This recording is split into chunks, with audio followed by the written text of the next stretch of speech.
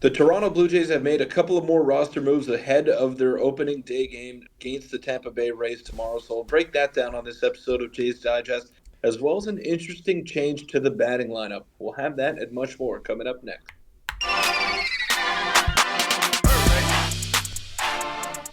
What's up, Jays fans? I'm your host, Peter Vryonis, alongside host Nick Gosse. And opening day is just one more sleep away as the Toronto Blue Jays will take on the Tampa Bay Rays tomorrow. Stay tuned for a video in the morning, a pregame stream. We'll have you covered, all things you need Blue Jays tomorrow. Big day, Nick. It's a big season for the Toronto Blue Jays, and we're expecting big things out of them. So I'm really looking forward to this. I'm so excited. Sucks that it has to be at the Trop because opening day has this aura about it that is unmatched, and it's like you're watching baseball for the first time. It's unfortunate that they're going to be in that cesspool that we call Tropicana Field in St. Petersburg, Florida. But I digress. I'm very excited for some real, meaningful baseball tomorrow, and we've got some interesting things to talk about. Some roster changes, some roster moves, guys being placed on the IL. The batting lineup is being changed as well. We got a lot of stuff to unpack before tomorrow's big game against the Tampa Bay Rays, and I just can't wait. We're almost there. Yeah, it feels like Christmas Eve a little bit like it does every opening day. Quick reminder, if you want to stay tuned for every single Jays update and news, make sure to hit that subscribe button. Thank you guys for letting us hit 12,000. Let's get right into it. They made more moves. They made a lot of moves. And, of course, the batting lineup, which we'll get into a bit after. But, Peter, a lot of stuff kind of went down today, the day before opening day here. So it starts off, Zach Pop and Uriel Rodriguez have been optioned to the Triple-A Buffalo roster. Uriel Rodriguez, essentially, John Schneider said he got optioned. He just needs innings. And we obviously discussed that in our video. Zach Pop, unfortunately, has just not pitched well whatsoever for the Toronto Blue Jays the past couple of seasons. But in their place, we have the bullpen finally rounded out now, which includes Wes Parsons, Mitch White, and Nate Pearson. Jordan Romano and Swanson will start on the injured list. Alek Manoah will likely also start on the injured list. So a lot of stuff here. But Peter, we have the bullpen now officially done and officially made. It is Wes, well, at least the back end guys to replace Romano and Swanson. Wes Parsons, Mitch White, and Nate Pearson, names that realistically before these injuries, maybe Nate Pearson and Mitch White, one of the two, but Wes Parsons gets a shot at it as well. And yeah, this is how the bullpen's going to round out. It's a little bit worrying, Nick, because I look at those names and I wonder who's going to get you out in high leverage situations. Is Wes Parsons going to be that guy? Absolutely not. Is Mitch White going to be that guy? Maybe with his added stuff and his fastball touching 98 miles an hour now. Maybe he's going to get a look in that spot. But Nate Pearson is the obvious answer there. But then again, he's been so inconsistent in his big league career that can you trust him if you send him out there in the seventh inning to be a shutdown guy for you? I don't know if the Blue Jays are totally convinced.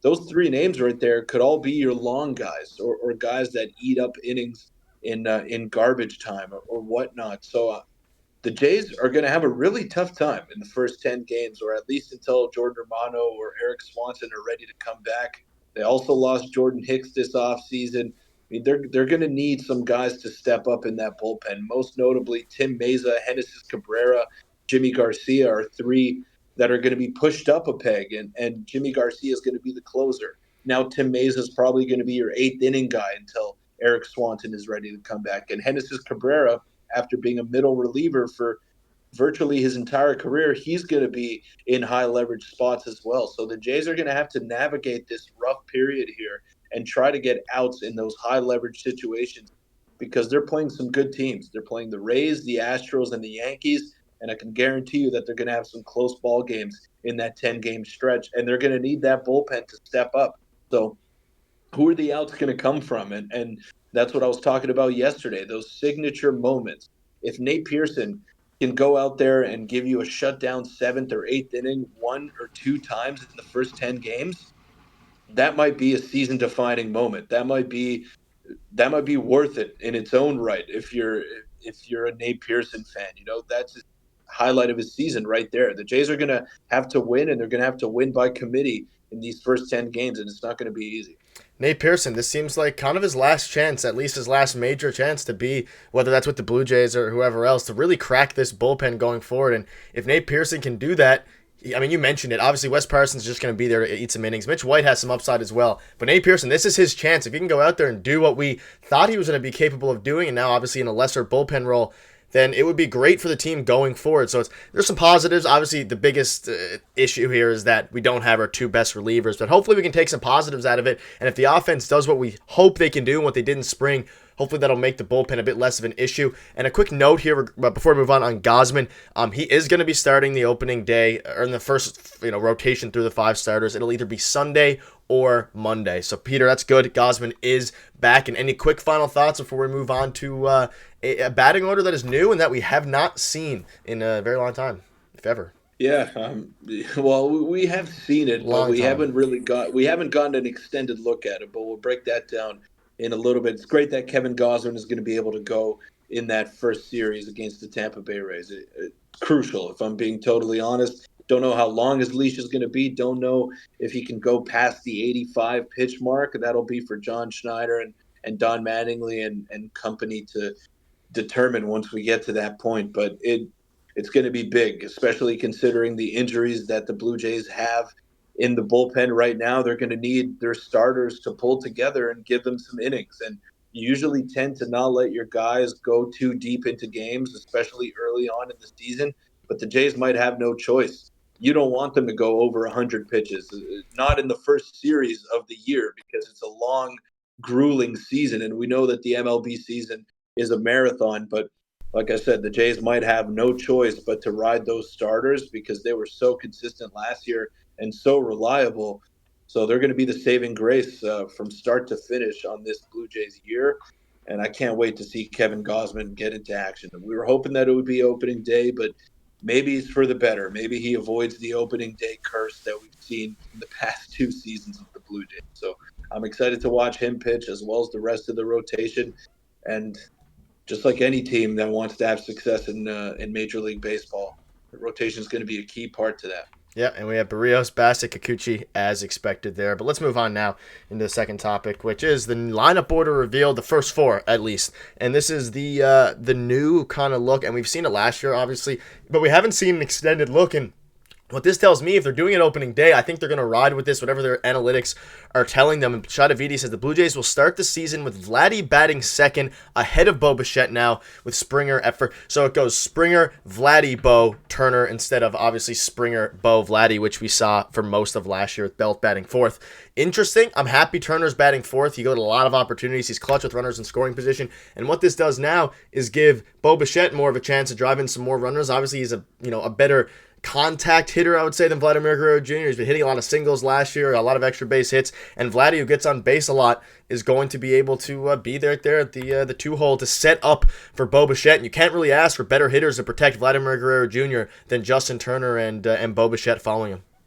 Yeah, and another way you could look at it is that Vladdy is leading spring training in batting average and in on base percentage as well. So you want to get your best hitters the most at bats. And we saw how successful Bo Bichette was hitting cleanup in 2021 when the Blue Jays were breaking offensive records that season. So, look, there's a bunch of different ways you can go about it. Batting lineups are very fluid from game 1 to 162. We're not going to see the same hitting 1 through 9 as in game 1 as we'll see in game 162. I mean, it just doesn't happen. I'm sure there's going to be some tinkering and some changes that John Schneider is going to make, but I like it. I mean, it's been working for Vladdy and for Bo and for Springer and Turner as well so far in spring training. So give it a long, extended look, see if it pays dividends early on in the season, and if not, just revert back to what you were doing. Go back to Vladdy in the 3 hole if he's more comfortable there, and Bo in the 2 hole if he likes hitting there a little bit better. I mean, it's not. There's no set definitive answer as to what's the right batting order and what isn't. And I think we can start to pencil in some other names as well. We could probably expect to see Dalton Varsho hitting fifth. That's where he's been most in the spring. Kirk, Alejandro Kirk hitting sixth, I assume. And then Kevin Kiermaier was hitting seventh, IKF eighth, Biggio. and Biggio ninth. I mean, that's probably the lineup that we're going to see tomorrow against the Tampa Bay Rays. And what better test than a division rival, a team that has been a pain in your behind for so many years to start opening day? It's going to be tough for the Jays. No one's going to give them any games early on in the season, but they got to withstand that early pressure, and they got to withstand just the rigors of that schedule. 10 games on the road is tough for any team, especially for this Blue Jays team that struggles away from home. So it's going to be tough. It's going to be tough for them, but it's going to be an interesting test and going to be a test of their fortitude.